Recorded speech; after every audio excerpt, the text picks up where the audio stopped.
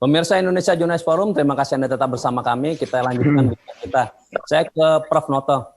Prof. Noto, Pak Marzuki bilang ada hidden agenda dan bahwa salah satunya udah buka kartu tadi, bahwa negara sekuler ini yang ingin diarah ini. Apalagi dicontohkan dengan RUU Sisi Tegas juga gejalanya ke sana. Prof. Noto bisa melihat seperti apa? Ya, saya setuju ya. Saya setuju ada agenda untuk melakukan perubahan mendasar dari kenegaraan kita yang sebetulnya sudah dicapai kompromi atau gentleman agreement pertama melalui Piagam Jakarta 22 Juni 1945, kemudian pada tanggal 18 Agustus 1945. Jadi ini adalah kesepakatan antara apa yang disebutkan oleh Pak Marzuki tadi, kalangan nasionalis dan kalangan agama, dalam hal ini Islam. Nah, ini kompromi yang sangat luar biasa, pertemuan yang sangat luar biasa, kalimatun sawa yang sangat luar biasa, di mana tokoh-tokoh Islam, antara Ki Bagus Hadikusumo, Pak Kahar, Pak Kasman, Pak Ait Hashim, dan lain sebagainya, ikut memberikan andil yang sangat strategis di dalam membentuk apa yang kita sebut sebagai dasar negara dan UUD 45, yang menjadi bahan, menjadi dasar kita untuk bernegara sampai hari ini. Jadi sudah tidak waktunya lagi, dan ini adalah langkah-langkah yang menurut hemat saya tidak sekedar produktif tapi merusak tatanan ketatanegaraan kita jika ada upaya-upaya untuk membangun kembali tadi yang disebut Pak Marzuki, upaya-upaya untuk membangun sebuah negara sekuler. Ini implikasinya panjang sekali, akan terjadi perbenturan yang sangat luar biasa, akan terjadi konflik sosial, konflik horizontal, dan juga konflik politik karena ada paradok, ada benturan antara apa yang disebut dengan kelompok nasionalis dan apa yang disebut dengan agama. Nah, perbenturan antara agama dan Pancasila sebetulnya kalau kita baca sejarah sejak kemerdekaan itu bukan 1-2 kali dalam berbagai bentuknya yang bermacam-macam. Misalnya gerakan 30 SPKI atau PKI itu sendiri sejak awal pemberontakannya tahun 48, kemudian tahun 65, itu menunjukkan dengan sangat jelas sekali bahwa ada agenda yang sangat sistematik yang dilakukan oleh kekuatan PKI dan seluruh kekuatan-kekuatan yang mendukung untuk meruntuhkan Republik Indonesia, meruntuhkan Pancasila sebagai ideologi. Nah, kalau ini agendanya ya komunisme.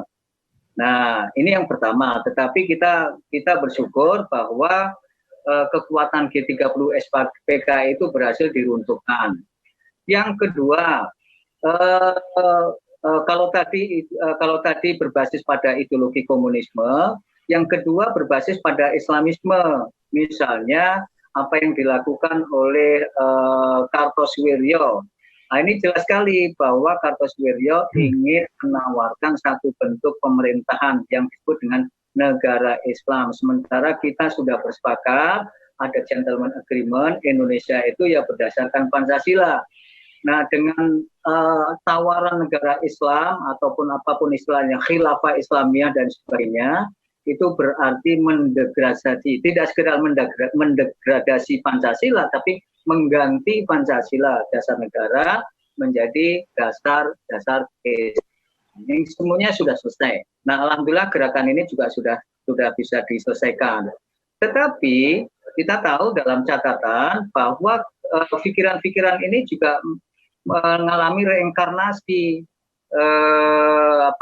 bertransformasi dalam bentuk-bentuk lain, misalnya tindakan-tindakan kekerasan yang menggunakan simbol-simbol agama, atau apa yang sering disebut dengan transnasionalisme Islam yang membawa agenda negara Islam.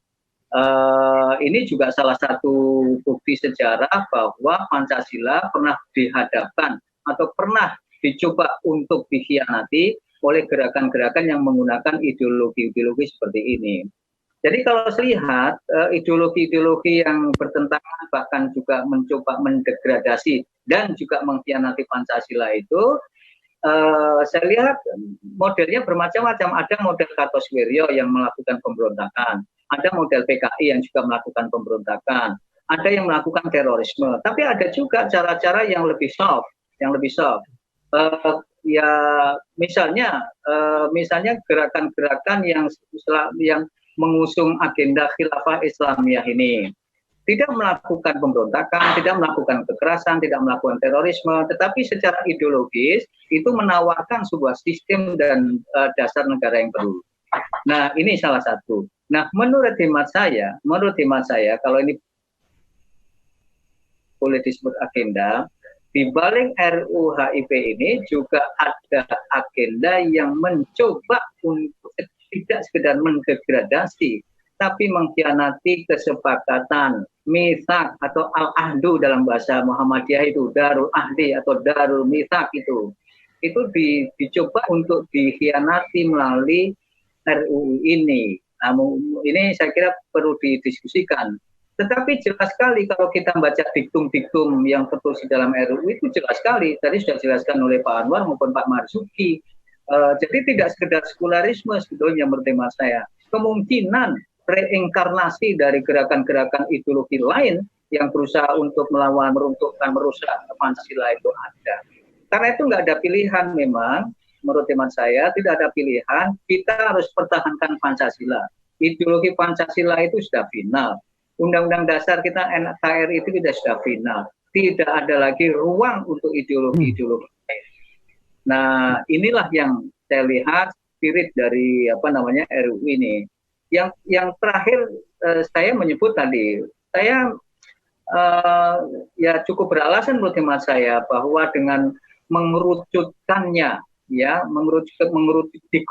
dikerucutkannya diktum-diktum yang ada di pasal 7 di rancangan undang-undang ini, itu menegaskan sekali ada spirit Soekarnoisme. Ya, ini lain dengan Soekarno dan Soekarnoisme. Jadi ada paham Soekarnoisme, bahkan ini menurut hemat saya mendegradasi Pak Soekarno sendiri, pemikiran Pak Soekarno sendiri. Pak Soekarno itu sudah sepakat dengan 18 Agustus kok. Kenapa harus dikembalikan kepada 1 Juni? Jadi menurut hemat saya rujukan yang dibuat dalam rancangan undang-undang itu salah. Harusnya merujuknya ya kepada 18 Agustus. Nah, kalau merujuk pada 18 Agustus ya tidak diperlukan ada rancangan undang-undang sejenis itu. Jadi ini memang membahayakan, secara ideologis membahayakan, belum lagi implikasi politik, ekonomi yang tadi sudah sebutkan, kekuatan oligarki, kapitalisme, neoliberalisme. Menurut keyakinan kita semua, pembukaan undang-undang dasar dan undang-undang dasarnya serta falsafah kita Pancasila itu tidak sekedar kita harus menolak ateisme, tetapi juga menolak neoliberalisme yang sekarang itu kuat sekali mengejala dalam kehidupan kita. Nah, praktek-praktek kehidupan politik, ekonomi yang tadi sudah jelaskan Pak Anwar juga Pak Marzuki itu sudah jelas sekali, tidak sekedar oligarki ya, tetapi ini loh, ideologi neoliberalisme itu yang ternyata sudah merusak tatanan sistem kehidupan politik kita. Karena itu saya bersetuju. Saya kira keputusan-keputusan yang sudah dilakukan oleh atau rekomendasi dihasilkan oleh Kongres Umat Islam MUI 4 bulan yang lalu itu sangat strategis karena ini merupakan semangat dari umat Islam untuk meneguhkan Pancasila. Jadi umat Islam harus berjuang mempertahankan Pancasila. Itu berarti harus meruntuhkan kapitalisme, meruntuhkan neoliberalisme, meruntuhkan komunisme, Leninisme, Marxisme dan sebagainya. Ideologi kita cuma satu, yaitu Pancasila. Nah, tetapi terakhir ya Pancasila itu jangan ditafsirkan secara tunggal seperti yang dilakukan oleh Pak Harto.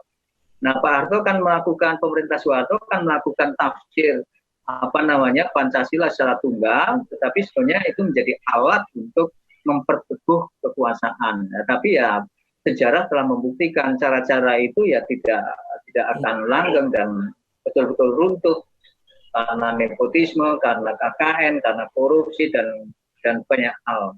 Dan saya kira kita patut belajarlah dari sejarah kegagalan yang sudah dilakukan masa lalu. Tapi kita juga harus belajar dari kekuatan masa lalu. Saya kira Pancasila itu kuncinya. Saya kira itu, Mas. Baik, terima kasih Prof. Noto. Pemirsa Indonesia Journalist Forum, ikuti terus di segmen berikutnya.